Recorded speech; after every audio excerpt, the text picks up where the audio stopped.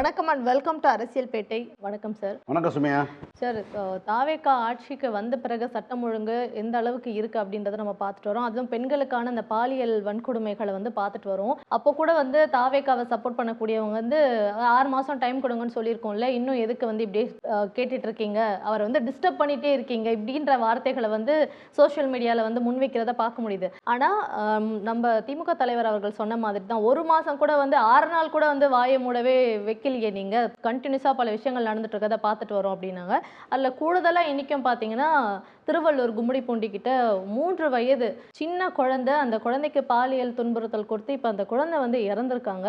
வட மாநிலத்தவர்கள் தான் இந்த காரியத்தில் ஈடுபட்டிருக்காங்க அப்படின்ட்டு இதை மக்கள் எதிர்த்து அங்கே போராட்டம் நடத்தும் போது அந்த மக்களை கைது பண்ணியிருக்காங்க, போராட்டவங்களை கைது பண்ணியிருக்காங்க. அந்த போராடிட்டு இருக்க மக்கள் கிட்ட தாவேகாக்காரங்க பிரச்சனை பண்றதை பார்க்க முடியுது. இப்போவும் இன்னும் 6 மாசம் டைம் எடுத்துக்கோங்க அப்படின்ட்டு டைம் கொடுத்துட்டு உட்கார முடியுமா? அதாவது காலையில் எழுந்தவுடன் அந்த செய்தியை பார்க்கும்பொழுது மனது துடிக்குது. ஒரு 3 வயசு குழந்தை, எனக்கு நடக்கக்கூடிய கொடுமை என்னன்னு கூட தெரிஞ்சுக்கூடாத முடியாத ஒரு குழந்தைக்கு இப்படி ஒரு சம்பவம் நடந்திருக்குது. வடமாநில தொழிலாளர் ஒருத்தர் கைது செஞ்சுருக்காங்க. அது ஒரே ஒரு நபர் மட்டும் கிடையாது, அது ஒரு நபரோட காவல்துறை ஒருவர் தான் சம்மந்தப்பட்டதாக அறிக்கை வெளியிட்டாங்க. ஆனால் அது ஒரு நபர் அல்ல, இன்னும் சிலருக்கு இருக்கலாம் அப்படிங்கிறது தான் அந்த மக்களுடைய குற்றச்சாட்டு. அதனால் மறியல் செய்து கைதாகியிருக்காங்க. போராட்டத்தில் ஈடுபட்டு இன்னும் குற்றவாளிகளை கைது பண்ணணும், நீங்கள் ஒரே நபரோட அந்த பிரச்சனையை முடிக்காதீங்க அப்படின்னு சொல்லி. ஏன்னா இது ஒரு கும்பல் தப்பிக்க விடுறாங்க அப்படிங்கிறது அந்த மக்களுடைய கோரிக்கை. அந்த போராடின மக்களை கைது செஞ்சுருக்காங்க. இது 6 மாதம் எதுவும் செய்யாமல் இருப்பதற்கான நேரமா? போராட்டம் பண்ணுவது திமுககாரங்களோ யாரும் கிடையாது. பாதிக்கப்பட்ட மக்களோட அந்த குடும்பத்துக்கு அருகில் இருக்கக்கூடிய நபர்கள், பார்த்து கொதித்து எழுந்த நபர்கள். அதே சம்பவம் செய்தி வந்துட்டு இருக்கும்போதே, குழந்தைக்கு தீவிர சிகிச்சை அளிக்கப்படுகிறது செய்தி வந்துட்டு இருக்கும்போதே, பூந்தமல்லியில் ஒரு 7 வயது குழந்தைக்கு தொல்லை கொடுத்து இன்னொரு நபர் கைது செய்யப்படுறார். அந்த சம்பவத்தை அவர் காவல் நிலையத்தில் வைத்து விசாரிக்க கொண்டு வந்திருக்கும் போது திண்டிவனம் பக்கத்தில் இன்னொரு 10 வயது குழந்தைக்கு தொல்லை கொடுத்தது. நேற்றைக்கு ஒரு பையனுக்கு திருப்பூரில் நடந்திருக்கு. இது மாதிரியான சிஎம் தொகுதி பெரம்பூர்ல கூட ஒரு ஸ்கூலுக்கு போயிட்டு இருக்க பெண்ணுகிட்ட அந்த போனை பிடுங்கி அந்த பொண்ணுகிட்ட பாலியல் வன்கொடுமை, அதுவும் உடனே அந்த செய்திகளும் வெளியாகுது பெரம்பூர் தொகுதியிலே. இதே மாதிரி பல இடங்கள்ல நடக்குது.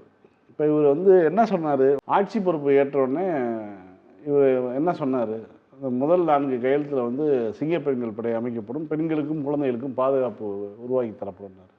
திமுக ஆட்சியில் பெண்களுக்கு பாதுகாப்பு இல்லைங்கிற ஒரு லைனப் எடுத்து தான் பிரச்சாரம் பண்ணிட்டு இருந்தார். ஆனால் யாருடைய ஆட்சியில் யாருக்குங்கிறது தான் இருக்குது. நீங்கள் கிரைம் ரேட்டை பாருங்கள். திமுகவினுடைய ஆட்சி காலம், அதுக்கு முன்னாடி இருந்த எடப்பாடி பழனிசாமியினுடைய ஆட்சி காலம், அதற்கு முன்பாக இருந்த ஜெயலலிதாவினுடைய ஆட்சி காலம், இந்த 10 ஆண்டு ஆட்சியும் அந்த திமுகவினுடைய 2021 26 வரைக்குமான ஆட்சி காலத்தில் இருந்த குற்ற சம்பவங்களும் கைது நடவடிக்கையும் குற்றவாளிகளுக்கு ட்ரையல் நடத்தி விரைவாக தண்டனை கொடுத்ததும், இது எல்லாவற்றையும் நீங்கள் பார்க்கலாம். ஆனால் ஆட்சிக்கு 35 நாள் தான் ஆச்சு, இவ்வளவு சம்பவங்கள் நடக்குது. ஏன்? இந்த ஒரு கேள்வி இருக்குதா இல்லையா? திமுக ஆட்சியும் இதே போலீஸ் தான் இருந்தாங்க, இதே அதிகாரிகள் தான் இருந்தாங்க, எல்லாம் இருந்தாங்க. திமுக ஆட்சியில் இந்த மாதிரி சம்பவங்கள் நடந்ததா? அப்போ என்ன காரணத்தினால குற்றவாளிகளுக்கு இந்த மாதிரி செய்யறதுக்கான ஒரு துணிச்சல் வருது? அது ரொம்ப முக்கியமான ஒரு கேள்வி இருக்குதா இல்லையா? இத்தனைக்கும் நீங்க சிங்கப்பெண் அதிரடிப்படையெல்லாம் போட்டிருக்கீங்க, அப்படியே ஃபைனலி அதை ஸ்டார்ட்டும் பண்ணிட்டீங்க. அவங்க ரீல்ஸ் போடுறாங்க, போய் தேட்டரில் போய் அவங்க இது பண்ணுறது எல்லாத்தையும் ரீல்ஸ் அரசு தான் இந்த அரசு. அவங்க ரீல்ஸ் போட்டுக்கிட்டு இருக்காங்க. ஏன்னா இதுக்கு இடையில பார்த்தீங்கன்னா அவருக்கு பில்டப் ஏற்றுறதுக்கு முதலமைச்சர் ஒரு குழந்தைய மடியில் உட்கார வச்சிருக்காரு. உடனே பத்திரிகையாளர்லாம் எவ்வளோ கொடுத்து வச்ச குழந்தை முதலமைச்சருடைய நாற்காலியில் உட்காந்துருக்கு, முதலமைச்சர் நாற்காலியில் உட்காந்துருக்கிறார், அவருடைய மடியில் இந்த குழந்தை உட்கார்ந்துருக்கிறது அப்படின்னு பத்திரிகையாளர்கள் சில பேர் போட்டு பில்டப் ஏற்றிட்டு இருக்காங்க. முதலமைச்சர்கள் அந்த குழந்தைய பார்க்கறதா, செத்து போன குழந்தைய பார்க்கறதா, சிகிச்சை அளித்துட்டு இருக்குன்னு சொல்லிட்டு இருந்த அந்த 3 வயசு குழந்தை இறந்து போச்சு. அப்போ கும்மிடிப்பூண்டி எம்எல்ஏ போய் அந்த பெற்றோர்களிடம் போராட்டத்தை வாபஸ் வாங்க சொல்லுங்க, போராடுறவங்களாம் ஒரு ஆள் தான் பிடிச்சாச்சு அப்படின்னு சொல்லி அவங்ககிட்ட அழுத்தம் கொடுத்து கைநாட்டு வாங்குறதுனா செய்திகள்லாம் வந்துட்டு இருக்கு. இப்போ ஒரு எம்எல்ஏக்கு போய் அஞ்சலி செலுத்தலாம், அவருடைய தொகுதியில் பாதிக்கப்பட்ட குடும்பத்துக்கு வருத்தம் தெரிவிக்கலாம், குழந்தைக்கு அஞ்சலி செலுத்தலாம், அதெல்லாம் ரைட்டு. நீங்கள் கட்ட பஞ்சாயத்து பிணவரைகளை வச்சு பெற்றோரை கூட்டிகிட்டு போய் வச்சு பேசுகிறீங்களே, என்ன இப்போ நடக்குது? இப்போ இதை 6 மாதம் காலம் பொறுத்து இருக்கிறதா? இப்போ 6 மாத காலம்ங்கிறது வந்து ஆட்சி கவிழ்ப்புக்கான விஷயம், அது மாதிரியான ஒரு குதிரை பேர் அரசியலோ அல்லது அங்கேருந்து இப்போ ஒரு 20-30 எம்எல்ஏ உடச்சிட்டு வராங்க அப்படின்னா வாங்கன்னு சொல்லி வரவேற்று இந்த ஆட்சியை கவிழ்க்கக்கூடிய வேலையோ செய்ய மாட்டோம்னு சொல்லி சொன்னாரே தவிர, ஒரு ஆட்சி மீதான விமர்சனம், அந்த ஒரு குற்ற சம்பவங்கள் நடக்குது, மக்களுக்கு எதிரான விஷயம் நடக்குது அப்படின்னா அதை பற்றி விமர்சனங்கள் பண்ணாமல் இருக்கிறதுங்கிறது கிடையாது. முதல்ல வந்து அதை முதல்ல புரிஞ்சுக்கணும். 6 மாதம் எதுவும் நாங்கள் செய்ய மாட்டோம் அப்படின்னா 6 மாதம் உங்கள் ஆட்சியை கவிழ்க்கக்கூடிய வேலையில் நாங்கள் ஈடுபட மாட்டோம் அப்படிங்கிறதுக்கான ஒரு இதுதான். உங்களை வந்து பேசவே மாட்டோம், உங்களை வந்து நீங்கள் வேடிக்கை பார்ப்போம், நீங்கள் என்ன வேணாலும் பண்ணிக்கலாங்கிறதெல்லாம் கிடையாது. ஒரு பொறுப்புள்ள எதிர்கட்சியோட வேலை என்ன? மக்களுக்கு வந்து எதிரான ஒரு விஷயம் நடக்கும்போது அதை கேள்வி கேட்குறது தான். இப்போ நான் என்ன கேட்குறேன்னா, சேலத்தில் ஒருத்தர் கைது செய்யப்பட்டாங்க. அவர் பார்த்தீங்கன்னா வந்து கிட்டத்தட்ட 100க்கும் மேற்பட்ட பெண்களை வந்து, அதாவது என்னென்னா பணம் தரேன்னு சொல்லி கன்சென்ட்னு சொல்லி எல்லாம் பண்ணி ஒரு வீடியோ எடுத்து வச்சிருக்காரு. இது எவ்வளோ கொடூரமான விஷயம். இந்த மாதிரியான குற்றவாளிகள் தாவேக்காவை சேர்ந்தவராக இருக்கிறார். உடனே அறிக்கை வருது, தாவேக்காக எங்களுக்கு சம்மந்தம் பண்ணு பார்த்தா அவர் அந்த மாவட்ட செயலாளரோட ஃபோட்டோ, புசியானந்தோட ஃபோட்டோ, எல்லா ஃபோட்டோவும் வெளியில் வருது. இப்போ அதை பற்றியான பொள்ளாச்சியை விட கொடூரமான சம்பவமாக சேலம் சொல்லப்படுகிறது. அப்போ அதை மறைப்பதற்கு தான் இவங்க வந்து வேலை செய்கிறாங்களே தவிர உடனடியாக நடவடிக்கை எடுக்கணும் அப்படிங்கிற மாதிரியான விஷயம்லாம் எதுவுமே கிடையாது. பொள்ளாச்சி வந்து எவ்வளோ கொடூரமான சம்பவமோ அதற்கு ஈடான ஒரு சம்பவமாக சேலம் வந்து இருக்கிறது. சேலத்தில் வந்து நடக்கக்கூடிய அந்த குற்றவாளிகள்கிட்ட கைப்பற்றப்பட்ட படங்கள், வீடியோக்கள் எல்லாம் வந்து அவ்வளவு ஆதாரங்களோடு கைப்பற்றி அவர் வந்து தாவேக்காவை சேர்ந்தவர் அப்படின்னு சொல்லி எல்லாம் சொன்னால் அந்த செய்தியவே மூடி மறைப்பதற்கு என்ன வேலையோ அந்த வழியை தான் பார்த்துட்டு இருக்காங்க. இந்த மாதிரியான சூழலில் தான் 6 மாதம் இப்படி அமைதியாக இருக்க முடியும், 6 நாள் கூட அமைதியாக இருக்க முடியாது. விமர்சனம் பண்ணி தான் ஆகணும். எதிர்கட்சியினுடைய வேலையை விமர்சனம் பண்ணுவது, அதுவும் குறிப்பாக இது மாதிரி கொடுமையை நடக்கும்போது நான் கேட்குறேன், என்னங்க ஆச்சு திடீர்னு இப்படி நடக்குது? கரண்ட் கட்டானா திமுக காரணம்னு கேஸ் எழுதுனீங்க. திமுக ஆட்கள் உள்ளே இருக்காங்க, அதாவது உள்ளே இருக்கக்கூடிய அரசு அலுவலக மின்வாரிய ஊழியர்கள்லாம் வந்து திமுக காரங்க தான், அவங்க வந்து கரண்ட்டை கட் பண்ணுறாங்களாம். அவன் வீட்டுக்கு தானே கரண்ட்டு போகும், அந்த அறிவு வேணாமா? நீங்கள் தமிழ்நாடு முழுக்க மின்சாரம் இல்லை, நீங்கள் வந்து உங்களுக்கு திறமை இல்லைன்னு சொல்லி விமர்சனம் வந்துருச்சு. அப்படி இருக்கும்போது நீங்கள் வந்து அடுத்த கட்டமாக இந்த மாதிரி புகாருக்கு வந்து யார் திமுக காரனை சொல்லுவீங்களா? மாட்டினது பீகார்காரன், இந்த குழந்தை விவகாரத்தில் மாட்டினது பீகார். ஒவ்வொருத்தரும் ஒவ்வொரு இதாக இருக்குங்க. நீங்கள் அதுவும் பெரும்பாலானவர் தாவேக்கா சேர்ந்தவங்க தான் இருக்காங்க. பாலியல் தொல்லைக்கு உள்ளாக்கப்படும். ஒன்றும் இல்லை, ஒரு ஸ்ரீவைகுண்டத்தில் நடந்த சம்பவத்தில் எம்எல்ஏ சரவணன் மேலே வந்து அந்த அம்மா குற்றச்சாட்டு வைக்கிறாங்க. இன்னைக்கு வரைக்கும் வந்து ஒரு சொந்த கட்சியை சேர்ந்த பெண்ணுக்கு அவ்வளோ பெரிய ஒரு கொடூரம் நடந்திருக்குது. வெளிப்படையாக தன்னை வந்து இப்போ பேசுகிறாங்க, தொலைக்காட்சிக்கு பேட்டி கொடுக்குறாங்க. பெண்கள் இந்த மாதிரியான விஷயத்தில் வந்து தன்னுடைய முகம் தெரிஞ்சால் தனக்கு வந்து மரியாதை இல்லாமல் போயிருமோ நினச்சிட்டு பேசாமல் இருக்கக்கூடிய சூழல் தான் இருந்தது. இன்றைக்கி வந்து அவங்க வந்து வெளிப்படையாக தொடர்ந்து பேசுகிறாங்க. டிஐஜி ஆஃபீஸுக்கு போய் வந்து பெட்டிஷன் கொடுக்குறாங்க, எனக்கு வந்து நடவடிக்கை எடுத்து கொடுங்க, கட்ட பஞ்சாயத்து பண்ண எம்எல்ஏ மீது நடவடிக்கை எடுங்க, வழக்கு போடுங்கன்னு சொல்கிறாங்க. அதை பற்றிலாம் இந்த அரசு ஏதாவது பேசுகிறாங்களா? யாராவது அமைச்சர்கள் பேசுகிறாங்களா? எதுவுமே பேச. ஏன்னா இவங்களுக்கு தலைமைன்னு ஒன்று கிடையாது. இருக்கிற தலைமை வந்து ரகசிய தலைமையாக இருக்குது. அவரை யாரும் அணுகவே முடியாது. அவர் கேட்டால் வந்து அவருக்கு வந்து 10 மணிக்கு ஆஃபீஸ்க்கு வராரு, 6 மணிக்கு போகிறாரு, சாப்பாடு எங்க இருப்பாருன்னு தெரியாது, சாப்பாடை வந்து எடுத்துகிட்டே வந்துடுறாரு. எல்லாம் இது என்னங்க இது? இதுக்கு முன்னாடி இந்த முதலமைச்சர் ஜெயலலிதாவே சாப்பாடை வந்து எடுத்து தாங்க போயிட்டு இருந்தாங்க. அந்த அம்மாவே சாப்பாடு அங்கே வச்சு சாப்பிட்டு இருந்தாங்க. ஏதோ வந்து இவர் மட்டும்தான் முதல் முறையாக வந்து சாப்பாடை வந்து சட்டசபை சாப்பாடு சாப்பிட்ற மாதிரியும் இந்த மாதிரி பில்டப் கொடுத்து, இந்த பில்டப் ஆட்சியாக தான் இருக்குது. முழுக்க நம்ம பேசணும்னா குற்ற சம்பவங்கள், பெண்களுக்கு எதிரான குற்றங்கள், குழந்தைகளுக்கு எதிரான குற்றங்கள்னு சொல்லி 35 நாளில் வந்து இந்த ஆட்சி மிக மோசமான ஆட்சியாக இருக்குது. என்ன காரணம் தான் நம்மளுடைய கேள்வி. இதே போலீஸ் தானே, அது எம்கேஎஸ் நிர்வாகம் பண்ணிட்டு இருந்த போலீஸை தான் நீங்கள் நிர்வாகம் பண்ணுறீங்க. அப்போ அவர் எப்படி வச்சுருந்தாரு, சட்டம் ஒழுங்கு எப்படி வச்சுருந்தாரு? இந்த ஆட்சியில் மட்டும் ஏன் இப்படி ஒரு அதுவும் 35 நாட்கள் நடக்குதுன்னா உங்களுக்கு இன்னும் ஒரு 6 மாதம் டைம் தரணுமா? 150 நாள் இன்னும் கொடுக்கணுமா? உங்களுக்கு இன்னும் எத்தனை பிள்ளைகளை பறி கொடுக்குறது? எத்தனை பெண்களை வந்து இந்த மாதிரி தொல்லைக்கு உள்ளாக்குறது? இந்த மாதிரியான பிரச்சனைகளை வந்து ஓரளவுக்கு தடுத்து நிறுத்தத்துக்கு தான் சிங்கப்பெண் அதிரடிப்படையை வந்து இறக்குறோம் அப்படின்ட்டு இறக்குனாங்க. ஆனால் அவங்கள வந்து கான்டாக்ட் பண்ணுறதுக்கான ஒரு நம்பர் ஏதாவது வந்து ரிலீஸ் பண்ணியிருக்காங்களா? இல்லை அந்த சிங்கப்பெண் அதிரடிப்படையில் ஈடுபடக்கூடிய அந்த போலீஸ்க்கு வந்து ஏதாவது ஒரு அதிகாரம் இருக்கா? இப்போ நீங்க வந்து அந்த குற்றவாளியை பிடிக்கிறீங்க அப்படின்னா அவர் மேல என்ன மாதிரி ஆக்ஷன் எடுக்கலான்ட்டு ஏதாவது எந்த அதிகாரமும் இல்ல. ஃப்ரெண்ட்ஸ் ஆஃப் போலீஸ் மாதிரி தான் அவங்கள வந்து அணுக முடியும் அப்படின்னு நினைக்கிறேன். அதுவும் வந்து அந்த பிரச்சனை நடக்குதுன்றத ஸ்பாட்ல எப்படி அவங்க வந்து ஐடென்டிஃபை பண்ணி வர போறாங்க, இல்ல ஒரு பிரச்சனை நடக்கலாம் அந்த பொண்ணு அந்த போலீஸ் எப்படி கான்டாக்ட் பண்ணும், எந்த டைம்ல எந்த ஏரியால அவங்க சுத்திட்டு இருப்பாங்க, இந்த மாதிரி எந்த ஒரு டீட்டெயில்ஸுமே வெளியிடவே இல்லையே சார். அப்புறம் எதுக்கு இந்த சிங்கப்பெண் அதிரடிப்படை?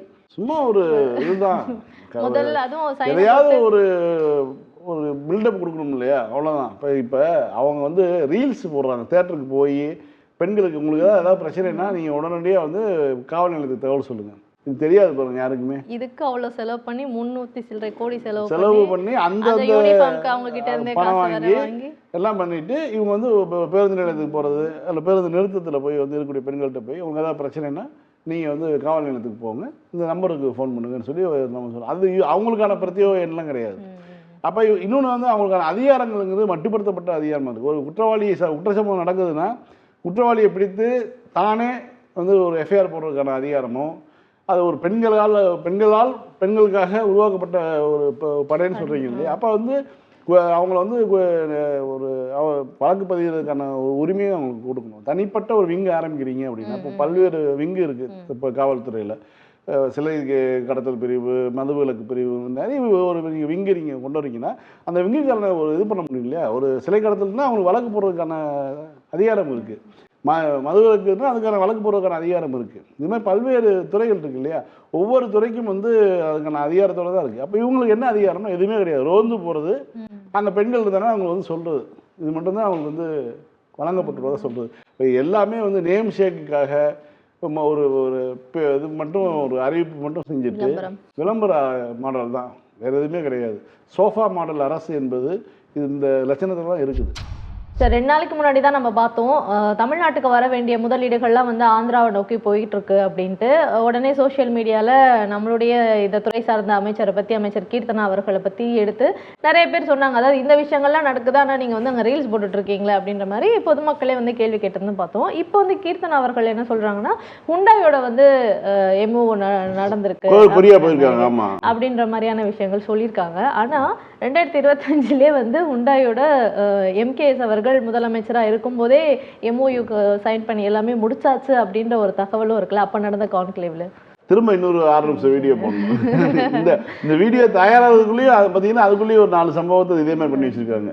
ட்ரோன் படை அமைக்க போகிறோம் அப்படின்னா அந்த ட்ரோன் படை ஏற்கனவே இருந்தது, அதுக்கு வந்து நேற்றைக்கு சொல்லியிருக்காங்க. இதே மாதிரி தான் இந்த தென்கொரிய பயணத்தில் வந்து இவங்க போய் நேரடியாக போய் பேச்சுவார்த்தை நடத்தி சத்தம் இல்லாமல் சாதிச்சிட்டாங்க அப்படின்னு இது பண்ணிட்டு இருக்காங்க. இவங்களுக்கு புரிய மாட்டேங்குது, இந்த இளைஞர்களுடைய அப்கமிங் இருக்கு இல்லையா, அது என்னவாக இருக்கும். தத்துவம் இல்லாத இளைஞர்களுடைய ஒரு கோட்பாடு தத்துவமோ எதுவுமே இல்லாத இளைஞர்களுடைய அரசியல் மாற்றம் என்னவாக இருக்கும் அப்படின்னா, அஸ்ஸாமில் வந்து மகந்தா புரட்சி சொல்லுவாங்க. அவர் மகந்தா வந்து ஆட்சியை பிடித்தார். அஸ்ஸாம் வந்து மாணவர்கள் புரட்சியின் மூலமாக ஜனநாயக ரீதியாக ஆட்சியை கைப்பற்றினார். அந்த கட்சி என்ன ஆச்சு அப்படிங்கிறது இந்திய வரலாறு படிக்கக்கூடியவர்களுக்கு, அரசியல் வரலாறு தெரிஞ்சவர்களுக்கு தெரியும். ஏனென்றால் அடிப்படையில் அவர்களுக்கு வந்து ஏதோ ஒரு மாற்றத்தை நாங்கள் முன்வைக்கிறோம், காங்கிரஸை வீழ்த்த வேண்டும் அப்படிங்கிற ஏதோ ஒரு விஷயத்தை மட்டும் சொல்லிட்டு மக்களை கன்வின்ஸ் பண்ணாங்களே தவிர அவர்களுக்கு பின்னால் தத்துவம் கிடையாது. இப்போ திமுகவுக்கு ஒரு தத்துவம் இருக்குது, அது மக்களுக்கு பிடிக்குதோ பிடிக்கலையோ அதை வந்து கையில் திமுக எப்போதும் வச்சுருக்கோம். சமூக நீதி அப்படிங்கிற ஒரு இது இருக்குது பார்த்தீங்களா, அது வந்து பெரும்பான்மை மக்களுக்கு பிடிக்காத விஷயமா இருக்கலாம். சாதி, எனக்கு வந்து சாதி பிடிக்கும், நான் சாதியை வந்து ஃபாலோ பண்ணுவேன்னு சொல்லக்கூடிய மக்களுக்கு எதிரான விஷயமா இருக்கலாம். இந்த மாதிரியான மதசார்பு உள்ள கருத்துக்கள் கொண்ட நபர்களுக்கு எதிரான ஒரு கருத்து கொண்ட கட்சியாக திமுக இருக்கலாம். ஆனால் திமுகவுக்கு என்று ஒரு தத்துவம் இருக்கிறது, ஒரு கோட்பாடு இருக்குது, அரசியல் நிலைப்பாடு இருக்கிறது. அதன் காரணமாக அதன் அடிப்படையில் அதை நோக்கி வந்து பயணத்தை தான் முன்வைக்கிறாங்க. எல்லோருக்கும் எல்லாம், சமூக நீதி, இது போன்ற விஷயங்களை முன்வைத்து தான் வந்து திமுக செயல்பட்டுக்கிட்டு இருக்கு. அப்போ திமுக எந்த தேர்தலை சந்தித்தாலும் எதை செய்தாலும் அதை நோக்கி இதெல்லாம் திட்டங்களை இதெல்லாம் நாங்கள் ஆட்சி பொறுப்புக்கு வந்து அதெல்லாம் செஞ்சு கொடுப்போம், எங்கள் கையில் அதிகாரம் வந்து அதெல்லாம் செய்வோம்னு சொல்லி வாக்குறுதிகள் கொடுத்து வருவோம். இப்போ இவங்க சொல்லி வந்திருக்காங்கல்ல, இதை எதையாவது சாதிக்க முடியுமான்னு பாருங்க. இப்போ மோதிரம் போடுறோம், தாலிக்கு தங்கம், திருமணத்துக்கு வந்து தாய்மாமன் சீரு, அதுக்கப்புறம் பங்காளியை கெடா வெட்டு அப்படின்னு சொல்லி விதவிதமா சொல்லிட்டு வந்திருக்காங்க. ஒரு மாசத்துலயே பாவம் நிறைய பேர் குழந்தையும் பிறந்திருக்கும், கல்யாணமும் நடந்திருக்கும். குழந்தை பிறந்தா வந்து 1/4 பவுன் தங்கம் போறேன்னு இருக்காருங்க. ஏன்னா இந்த மாதிரி வந்து எதுவுமே சரி, எந்த ஒரு வாக்குறுதியுமே ஒன்றும் இல்லைங்க. ஒரு போலீஸ்ல ஒரு தனி பிரிவுங்க, காவல்துறையில ஒரு பிரிவு ஆரம்பிக்கிறாங்க, அதுக்கு 1 மாசம் ஆயிருக்குது. முதல் மிக்சருங்கிறாங்க சமூக வலைதளத்தில், முதலமைச்சர்னு போடுறது இல்லை, முதல் மிக்சர்னு எழுதுறாங்க ஒரு பேரை எழுதும்போது. அந்த அளவுக்கு தான் இவருடைய செயல்பாடுகள் இருக்குது. இப்படி இருக்கும்போது இந்த மாதிரி தொழில்துறை வளர்ச்சி அப்படிங்கிறது வந்து இன்னொரு ஒரு ஜெராக்ஸ் காப்பி எடுக்கக்கூடிய விஷயம் தான். திமுக செய்த விஷயங்கள், எம்ஓயு சைன் பண்ண விஷயங்கள் இதுதான். இப்போ இன்னொரு விஷயம் என்னன்னா, எம்டிஎல் நிறுவனம் இதுக்கு ஆந்திராவுக்கு போயிருச்சு அப்படின்னு சொல்லி பேசிட்டு இருக்காங்க இல்லையா, அவர்கள் சொன்னாங்க நாங்கள் இப்பயும் காத்துட்டு தான் இருக்கோம், தமிழ்நாடு அரசுலேருந்து எந்த விதமான ரெஸ்பான்ஸ் இல்லைன்னு சொல்லி ஒரு இந்து பத்திரிகை அவங்க ஒன்றிய கப்பல் துறை அந்த இதில் வந்து தகவல்களை பெற்று போட்டிருக்காங்க. அதாவது தமிழ்நாடு அரசுலேருந்து அவங்க மூவ் பண்ணவே கிடையாது, அவரிடம் பேச்சுவார்த்தையை நடத்த கிடையாது அப்படின்னு சொல்கிறாங்க. இப்போ இந்த ஹுண்டாய் நிறுவனம் வரப்போகுது, அதனால தான் வந்து இவங்க போகிறாங்கன்னு சொல்கிறாங்க. அதுக்கு இதுக்கு சம்மந்தம் கிடையாது. இது வந்து ஒரு கிரீன்ஃபீல்டு, எப்படி கிரீன்ஃபீல்டு ஏர்போர்ட்டோ அது மாதிரி கிரீன்ஃபீல்டு துறைமுகங்கள், அதுக்கேற்ற மாதிரியான விஷயங்கள் வந்து இவங்க ப்ராஜெக்டில் கொடுத்துருக்காங்க. ஆனால் இவர்கள் ஏதோ ஒரு காரணத்துக்காக அவர்களை வந்து பேச்சுவார்த்தையிலிருந்து அவர்கிட்ட விலகிட்டு அவர்களை ஆந்திரா போக வைக்கிறாங்க. அதை வந்து நரலோகேஷ் தமிழ்நாட்டில் தொழில்துறை அமைச்சராக கீர்த்தனா வந்தால் ஆந்திராவினுடைய துணை முதலமைச்சர் வாழ்த்துறாரு, எல்லாம் பண்ணுறாருன்னா, இந்த நிறுவனம் வந்து என்ன சொல்கிறாங்க, எங்கள்கிட்ட நாங்கள் இன்னமும் விருப்பமாக தான் இருக்கோம், தமிழ்நாட்டில் வந்து எங்களுடைய துறைமுக பணிகளை ஆரம்பிக்க விருப்பமாக தான் இருக்கும், ஆனால் அங்கேருந்து தான் எந்த விதமான ரெஸ்பான்ஸும் வரமாட்டேங்குது அப்படின்னு சொல்லிட்டு இருக்காங்க. தகவல் வருது. அப்போ இவர்கள் வேண்டுமென்றே ஆந்திராவுக்கு ஆதரவாகவே வந்து செயல்படுறாங்களாங்கிற வந்து சந்தேகம் இன்றைக்கு வந்திருக்கக்கூடிய இந்து பத்திரிகை செய்தியின் மூலமாக நமக்கு வந்து வலுக்கிறது. இந்த தூத்துக்குடியை சேர்ந்த இந்த அமைச்சர் ஸ்ரீநாத் அவர்கள் வந்து சொல்லுவாங்களே, இது வந்து நோ கமெண்ட்ஸ் சொல்லுவாரு, வேற என்ன சொல்லுவாரு, அவர் மைக் எடுத்து போனா நோ கமெண்ட்ஸ் சொல்லுவாரு. இது வரைக்கும் வந்து அதுல ஒரு கொலேஜ் போட்டிருந்தாங்க, 6 இடத்துல வந்து நோ கமெண்ட்ஸ் அப்புறம் பேசிக்கலாம், அவ்வளவுதான். டிரைவர் வண்டி எடுப்பா. சரி, அப்போ இவரை பத்தி அப்புறமா பேசலாம். அப்புறம் பேசலாம். Fine sir. சார், இந்த சூரிய சக்தியை வச்சு மின்சாரம் உற்பத்தி செய்யக்கூடிய இந்த ப்ராசஸ்ல வந்து தமிழ்நாடு ரொம்ப பின்தங்கி இருக்கு அப்படின்ட்டு அதனாலதான் மின்வெட்டு இன்னைக்கு காரணம். அதாவது டெய்லி ஒரு காரணம் சொல்லிட்டு இருக்காங்க இல்லையா, இன்னைக்கு காரணம் என்னன்னா மின்சாரத்தில் வந்து தமிழ்நாடு, அதாவது மரபுசாரா மின்சாரத்தில் வந்து தமிழ்நாடு வந்து பின்தங்கி இருக்குது. குறிப்பாக வந்து சோலாரில் வந்து நம்ம வந்து பின்தங்கி இருக்கணும்னு சொல்லியிருக்காங்க. யார்? நிர்மல்குமார் சொல்லியிருக்காரு. மக்களை எப்படி மண்டையை கழுவுறதுன்னு அவங்களுக்கு நல்லா தெரிஞ்சிருக்கு. என்ன உண்மையை பேசக்கூடாது, மக்களை ஏமாற்றுறதுக்கு எப்படி, ஏன்னா ஃபீஸ் கேரியர் பிடுங்குறாங்க, அதனால வந்து போச்சுன்னு சொல்லி நேற்று சொன்னாரு. ஃபீஸ் கேரியர் அப்போ திமுக ஐடிவிங்கில் தான் கேட்டாங்க, என்ன சார் ரியலாகவே இல்லையே அப்படின்னு கேட்டாங்க. பகலில் ஃபீஸ் கேரியர் பிடுங்குன்னு போனால் நைட்டில் எப்படா கரண்ட், அது திரும்ப வந்து எப்படா கரண்ட் வருது, இப்போ ஃபீஸை மாட்டி வந்து திருடே விளாண்டுட்டு போகிறாங்க, என்னங்களா உங்களுக்கு அப்படிங்கிற மாதிரி தான் இருந்தது. இப்போ நேற்றைக்கு அது இப்போ இன்றைக்கி என்ன சொல்லியிருக்காங்க, சோலார் இதில் வந்து உற்பத்தி இல்லைன்னு. தமிழ்நாட்டில் அடித்த வெயிலுக்கு கடந்த நீங்கள் ஜனவரியிலேருந்து இப்போ வரைக்கும் அடிச்சு பாருங்க, தமிழ்நாட்டில் மழையே பெய்யலை, வெயில். இதை விட இன்னொரு முக்கியமான ஒரு செய்தி என்னன்னா, இந்த மரபுசாரா எரிசக்தி துறையிலேருந்து இந்திய அரசிலிருந்து தொடர்ந்து வரக்கூடிய தகவல், தமிழ்நாடு வந்து 2ஆம் இடம் 3ஆம் இடத்துல தான் தொடர்ந்து 4 ஆண்டுகளாக சோலார் மின் உற்பத்தியில் இருக்குது. இந்திய அளவில் 2ஆம் இடம் 3ஆம் இடங்களில் தொடர்ந்து தமிழ்நாடு வந்து இருக்குது. அப்படி இருக்கும்போது எப்படி வந்து பற்றாக்குறைன்னு சொல்ல போச்சு. கூடுதலாக இப்போ பல்வேறு வகையில் வந்து மின்சாரம் நம்மளுடைய தேவைகள் வந்து இருக்குது. அதில் வந்து மிக முக்கியமாக சோலார் வந்து இது தருதுங்கிறத வந்து இந்திய அரசே ஒப்புக்கொண்ட ஒரு தகவல். அப்போ இப்போ மக்களை ஏமாற்றுவதற்கு அடுத்தடுத்து என்னென்ன போய் சொல்கிறான்னு பாருங்க. இப்போ ஒரு மழைக்காலம் அதிகமாக இருக்குது, மேகமூட்டம் அதிகமாக இருக்குது, பருவநிலை காலம்னா வந்து மின்சாரம் வந்து சோலார் மின் உற்பத்தி குறையும். அதே நேரத்தில் இப்போ தென்மேற்கு பருவமழை ஆரம்பிச்சிருச்சுன்னா காற்று வந்து கை கொடுக்க ஆரம்பிச்சிடும். இந்த முறை வந்து காற்று இன்னும் பெருசாக அடிக்க ஆரம்பிக்கல, பெரிய அளவில் வந்து காற்றாலை மின் உற்பத்தி வரல. ஆனால் சோலார் வந்து இன்னைக்கு வரைக்கும் வெயில் அடிச்சிட்டு இருக்கு, இப்போ வரைக்கும் உற்பத்தி ஆகிட்டு தான் இருக்குது. ஆனால் தெரிஞ்சே வந்து ஒரு அமைச்சர் மீண்டும் பொய் சொல்றாருன்னா அது நம்ம என்னதான் சொல்றதுன்னு தெரியல. ஒரு நிகழ்ச்சி வச்சு பேசுகிறோம், தினமும் பேச வேண்டிய ஒரு செய்தியாக வந்து மின்சாரமும் மின் தட்டுப்பாடும் மின் வெட்டும் இருக்கிறது அப்படிங்கிறது வந்து மக்களுடைய பரிதாபத்தை, மக்களுடைய பாடுகளை நான் வந்து அம்பலப்படுத்தணுங்கிற நோக்கம் தான். இன்னொரு பக்கம் அரசு தினமும் ஒரு பொய்யை சொல்லிட்டு இருக்குங்கிற உண்மையே சொல்றது தான். சார், மத்திய பிரதேச தேர்தல், அதாவது மாநிலங்களவை அந்த எம்பி தேர்தலில் வந்து காங்கிரஸ் சார்பாக மீனாட்சி நடராஜன் அவர்கள் வந்து போட்டியிடுறதுக்கு மனு கொடுத்துருந்தாங்க. அந்த மனு வந்து நிராகரிச்சிருக்காங்க. அதுக்கு ரீசன் என்னவா சொல்றாங்கன்னா, இவங்க மேலே இருந்த அந்த குற்றச்சாட்டை வந்து அவங்க வந்து மறைச்சிருக்காங்க அப்படின்ட்டு பாஜக வந்து ஆட்சேபனை தெரிவிச்சிருக்காங்க. அதனால தான் நாங்கள் வந்து நிராகரிச்சிட்டோம் அப்படின்றாங்க. இது எந்த அளவுக்கு பாசிபிள் சார்? இதெல்லாம் வந்து சாத்தியமா, இல்லை பாஜக ஆட்சியில் மட்டும்தான் இதெல்லாம் வந்து சாத்தியம்? சரி, அது ஓகே. இவங்க மட்டும் எந்த அளவில் யோக்கியம்? பாஜக, காங்கிரஸ் தானே இப்போ வந்து மீனாட்சி நடராஜன் பேரில் இருந்த ஒரு வழக்கை வந்து அவங்க அவர் வீட்டில் சொல்லலைன்னு சொல்லி புகார் கொடுத்தாங்க. இப்போ இது பண்ணியிருக்காங்க. உனக்கு ஆவணும்டா அப்படிங்கிற மாதிரி தான் இருக்கு. தமிழ்நாட்டில் தேர்தலுக்கு முன்பாக ஒரு மாநில பதவி வாங்கினீங்க திமுகட்ட, என்ன அந்த பக்கம் திமுகட்ட வந்து 28 சீட்டும் ஒரு மாநில பொறுப்பு வாங்கி எடுத்துக்கிட்டீங்க. உடனே பார்த்தீங்கன்னா இப்போ அடுத்து இப்போ தாவேக்காட்ட போய் அங்க முதல்ல வந்து அந்த புரோக்கரேஜ் கமிஷன் மாதிரி வந்து அவங்கள்ட்ட ஒரு மாநிலங்களவை பதவி வாங்கிட்டீங்க. அப்போ வந்து நீங்கள் இப்போ ஒரு மாநிலங்களவை பதவிக்காக திமுகவினுடைய முதுகில் குத்தி விட்டு ஓடிய காங்கிரஸுக்கு இதுக்கு நம்ம வந்து எந்த வகையில் பேச முடியும்? ஜனநாயக விரோதமாகவே இருக்கட்டும், நீ பண்ணது என்ன? நீ வந்து வந்து அடிப்படை வந்து ஜனநாயகத்தை கூட விட்டுருங்க, ஒரு அரசியல் ரீதியாக ஒரு ஒரு நட்பு ரீதியாக எல்லா வகையிலுமே ஒரு ஒரு துரோகம்ங்கிறது வந்து எல்லா வகை துரோகமும் ஒன்று தான். நீ வந்து ஒரு ஒரு கட்சிக்கு பண்ண துரோகம், அரசியலுக்கு பண்ண துரோகம், மக்களுக்கு நீங்கள் உனக்கு காங்கிரஸுக்கு எதுக்கு வாக்கு விழுந்தது? திமுக கூட்டணியில் இருக்கேங்கிற காரணத்துக்காக தான் வாக்கு விழுந்தது. அப்போ அந்த கட்சியை வந்து தேர்தல் வாக்கு எண்ணி முடிக்கிறதுக்கு முன்னாடியே ஓடி போயிடும். நீங்கள் வந்து இந்த மாதிரிலாம் கஷ்டப்படும் போது நம்ம என்ன பண்ண முடியும்? பாவம், அவங்களுக்கு சப்போர்ட் பண்ணி என்ன பண்ணுறது, வருத்தமாக தான் இருக்குது அப்படின்னு கில்லி படத்தில் அந்த அம்மா சொல்கிற மாதிரி தான் சொல்லிட்டு போக வேண்டியதுதான். Fine sir, fine sir. திரும்ப நாளைக்கு இதே நிகழ்ச்சியில் சந்திப்போம். மீண்டும் நாளை இரவு 9:30 மணிக்கு அரசியல் பேட்டை நிகழ்ச்சியில் சந்திக்கலாம். நன்றி. நன்றி.